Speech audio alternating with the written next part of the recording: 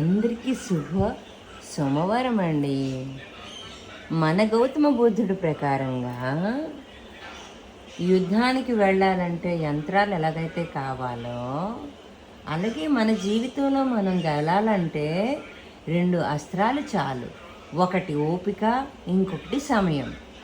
నువ్వు ఓపిక మీద సమయాన్ని ఇస్తూ కానీ ఉంటే ఈ 2 అస్త్రాలు నీ జీవిత యుద్ధంకి సరిపోతాయి.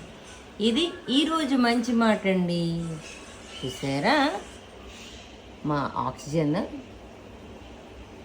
గౌతమ బుద్ధుడు మంచి నియమాలను పాటిస్తూ ఆక్సిజన్ పీలుస్తూ టైంని గడిపిస్తే హ్యాపీగా గడిచిపోతుందిగా. ఇంతటితో సెలవు తీసుకుంటున్నాను. తప్పులుంటే మన్నించండి.